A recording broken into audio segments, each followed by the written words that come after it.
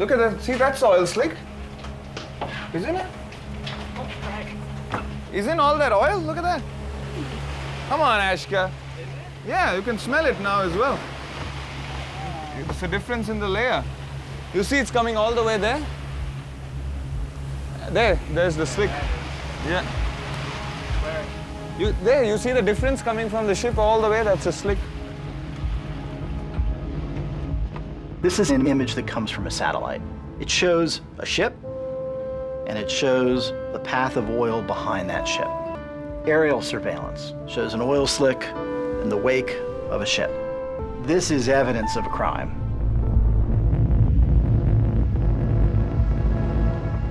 We've focused on catastrophic accidents when it comes to pollution, but the real story, the real crime, is not a mistake. International dumping of oil occurs on a much larger scale. Intentional harm is a much bigger threat that flies under the radar.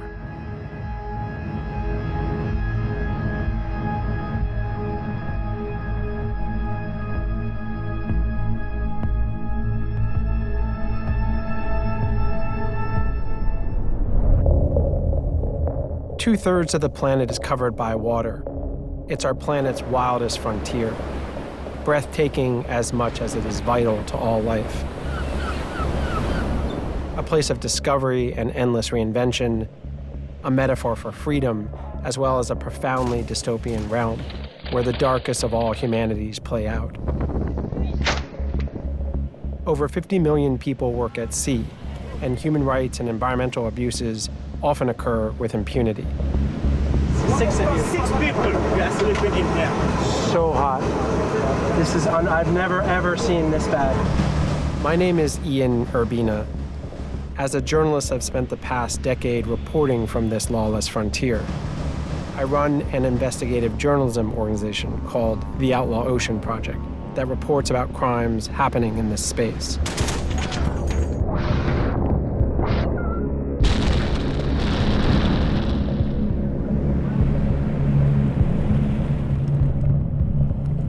This is the Outlaw Ocean.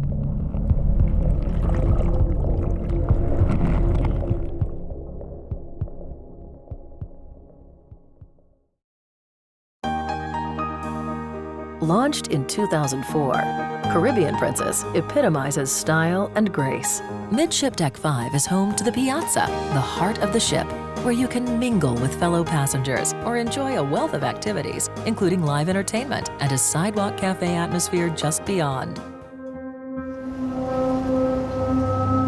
Cruise ships sell luxury, freedom, and escape, but beyond the dream, they are supersized floating cities that impact the oceans in hidden and often catastrophic ways.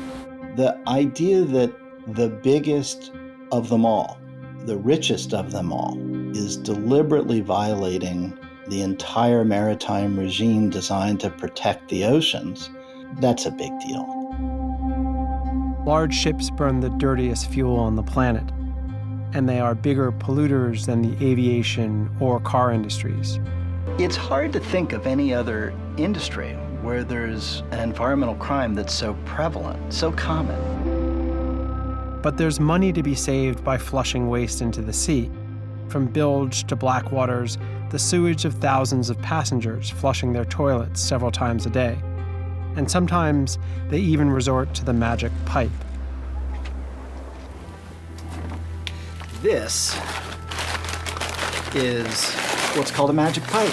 And it's got the oil-soaked rag that was on the ship, and it's still, if you're sitting in this room, it still smells like oil.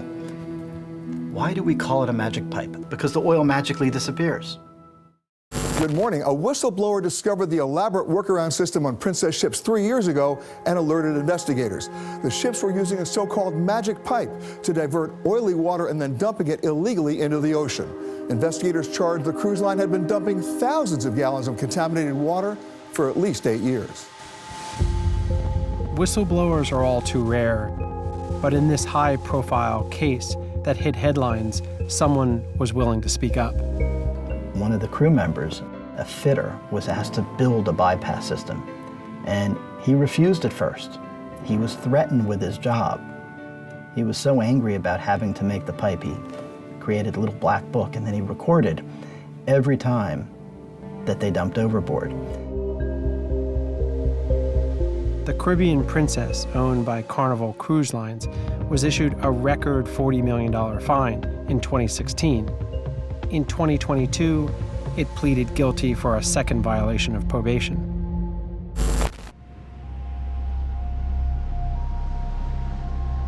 There's nobody out there on the high seas.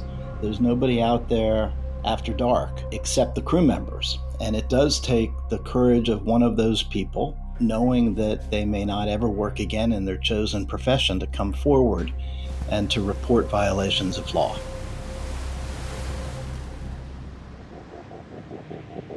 The young whistleblower never worked on the high seas again, and magic pipes continue to exist.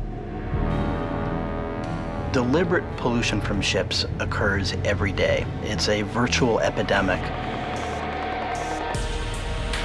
The practice of dumping waste at sea was perfectly legal for most of maritime history. Dilution is the solution to pollution was even a scientific mantra during most of the 20th century. The more toxic the waste, the more likely it would end up at sea.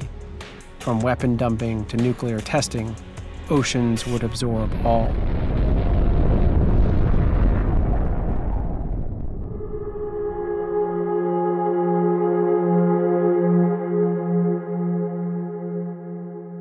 Often the waste that's in the ocean wasn't even dumped in the ocean at all. It was dumped on the land, it was dumped in the beach, it was dumped in rivers. I mean, everything drains into the ocean. What's crazy is that awareness of waste is growing, but so is the waste itself. It's not just sewage, wastewater, and malfunctioning septic tanks that end up in the sea. In the last year, studies found 58 different types of medications in ocean samples, from heart drugs and opioids to antidepressants and antifungals. Less than 1% of total materials that we pull out of the earth is still in product or use 6 months later.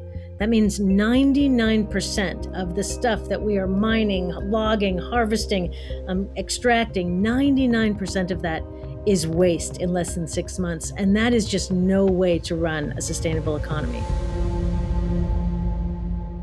For millennia, the assumption was that the ocean could absorb and metabolize all, regenerating endlessly. Today, we know this is absolutely untrue. Oil companies compete with each other in taking the petroleum molecule apart and rearranging it into fabrics, cosmetics, weed killers, a whole galaxy of things. We need an environmental design revolution to take some of our everyday products like plastic out of existence. This pilot whale is stranded, starving to death. If the team leave it, it will drown. It cannot eat because its stomach is full of plastic. Rescuers know this whale won't be the last. With 8 million tons of bags and bottles clogging up our oceans, more animals will die.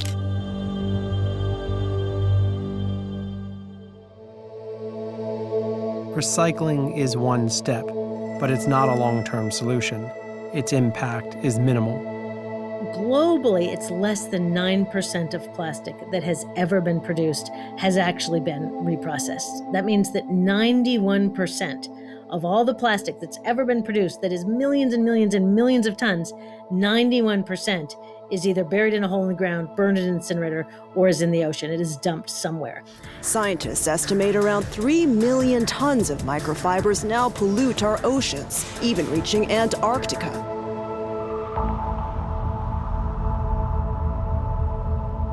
Every second breath we take, we owe to our oceans. They clean the air and stabilize our planet's temperature. Their good health is fundamental to surviving climate change.